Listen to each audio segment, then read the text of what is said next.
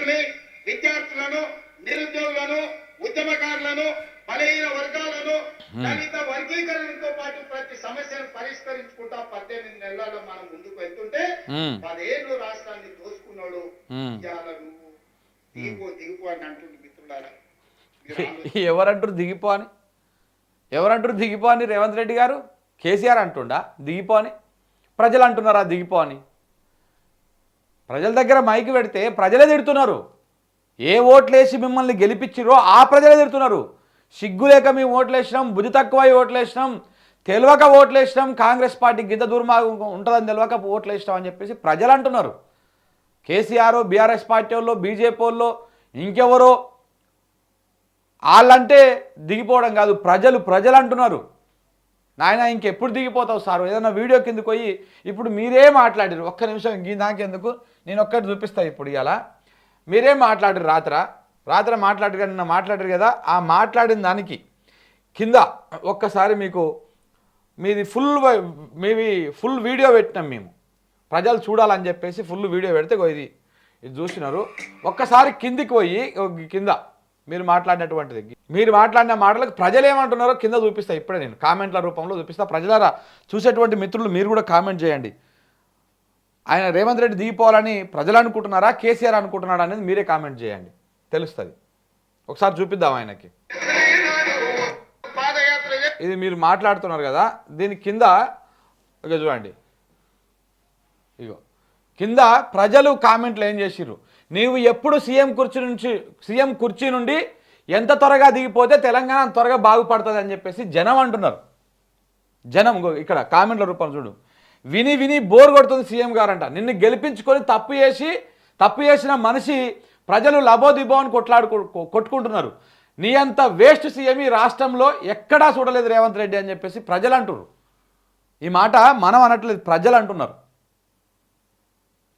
గుంపు మేస్త్రి కాంగ్రెస్ కాదు, స్కామింగ్ రేస్ అని చెప్పేసి మీ పార్టీ అని చెప్పేసి, ఇగో నీవు అన్న మాట ప్రకారం నడిపించావా? అబద్ధాల ముఖ్యమంత్రి గుట్ట ఎట్లా ఉండే ఇప్పుడు ఎట్లా ఉంది రేవంత్ రెడ్డి? దేవుడు నోరు అబద్ధాలు చెప్పడం కోసము, మా కుక్కల్లాగా అరవడం కోసం కాదు, జ్ఞానంతో మాట్లాడి ప్రజల సేవ చేయి, లేకపోతే నరసింహస్వామి నీ పేగులు రాబందులకు ఆహారంగా వేస్తారని చెప్పేసి ఇగో ఎవరో ఒక లక్ష్మారెడ్డి, కౌకుంట్ల లక్ష్మారెడ్డి అంటే ఆయన ఒక కామెంట్ చేసిండు. నోరు ఉంది కదా అని చెప్పేసి ఏది పడితే అది మాట్లాడకండి, ఇట్లా అబద్ధాలు చెప్పకండి అని చెప్పేసి ముఖ్యమంత్రి గారికి ఇక కొంతమంది ప్రజలు విజ్ఞప్తి చేస్తున్నారు. ఇంకా కొంచెం బూతుల మాటలు మాట్లాడని నేను చెప్పాను. కోతల రెడ్డి నల్లగొండ దాటుతున్నాడు, రైతు బంధు రైతులకు ఇయ్యవా, ఇంకోసారి ఎమ్మెల్యే కాలేవు అని చెప్పేసి ఒక కింద పెడుతున్నారు. ఇది ప్రజలు తిడుతున్నటువంటి మాటలు. ప్రజలకు ఇచ్చినటువంటి హామీలను నెరవేర్చకుండా తప్పుదో పట్టించుకుంటూ పబ్బం గడుపుతున్నారు రేవంత్ రెడ్డి. ప్రజలకు నువ్వు చెప్పనక్కర్లేదు. ఇక చూడండి, ఇక్కడ జనమే ఏమంటున్నారు, తుపాకీ రేవంత్ రెడ్డి ఇది నిజం అని చెప్పేసి అంటున్నారు. ఇగో ఇంకా ఈయన బూతులు పెట్టిరు కానీ నోరు తెరిస్తే అబద్ధాలే. ఇంకా నేను ఈ పదాన్ని అన్నాను, నోరు తెరిస్తే అబద్ధాలే. రేవంత్ రెడ్డి ఏ మీటింగ్ పెట్టినా కేసీఆర్ మాటలు అనంది ఏ సభ జరగదు. కేసీఆర్ ఆడవాళ్ళని యాడ్ చేయండి, సర్వే కేసీఆర్ మందలించిన సావే కేసీఆర్ సర్వే, అంటే కేసీఆర్ పేరు లేకుండా నువ్వేం చేయవు అని చెప్పేసి ఆయన కొంత చెప్పడం జరిగింది. సూపర్ కామెడీ సీఎం అని చెప్పేసి చెప్పారు. కాళేశ్వరం నీళ్లు లేకుండా గంధమల్ల ఎలా శంకుస్థాపన చేసినావో మనిషికి సహజంగా జ్ఞానం తెలుస్తుంది, నీకేమైనా తెలివి ఉందా? జ్ఞానం లేని మాటలు విన్న పాపం మాకు కూడా వస్తుందని చెప్పేసి అంటున్నారు. అంటే ఈ గంధమల్ల కూడా కాళేశ్వరంలో లాస్ట్కు ఉన్నటువంటి భువనగిరి దగ్గర ఉన్నటువంటి దాటిన తర్వాత ఉన్నటువంటి ఒక రిజర్వాయర్, ఈ కాళేశ్వరం నుంచి వచ్చేటువంటి నీళ్ళే అవి కూడా, బస్వాపూరు, గంధమల్ల ఇవన్నీ కూడా. కేసీఆర్ పరిపాలించిన ఫస్ట్ 9 సంవత్సరాలు ఉద్యోగులకు 1 తారీఖున శాలరీ ఇచ్చాడు. కేవలం కేసీఆర్ పీరియడ్లో లాస్ట్ 1 ఇయర్ మాత్రమే, 1 సంవత్సరం మాత్రమే ఫస్ట్కు శాలరీ రాలేదు. అది కూడా 2021లో కరోనా వల్ల, ఖజానా ఖాళీ వల్ల ఫస్ట్కు శాలరీ ఇవ్వలేకపోయాడు. కరోనా టైంలో కూడా శాలరీ ఇచ్చిన మహానుభావుడు కేసీఆర్.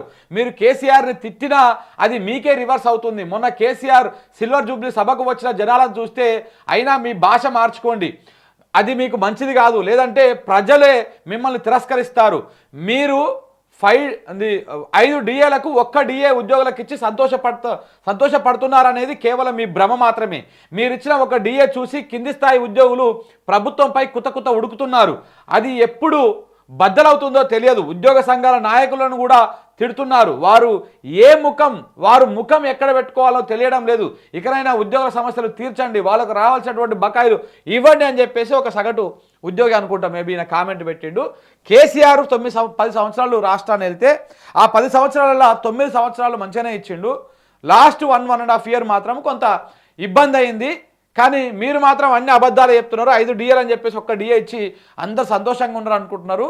ఇక మీకు టైం దగ్గర పడదని చెప్పేసి ఇట్లా ప్రజలు ఉద్యోగులు కూడా మీ మీద వ్యతిరేకతతో మీరు దిగిపోవాలని అనుకుంటున్నారు.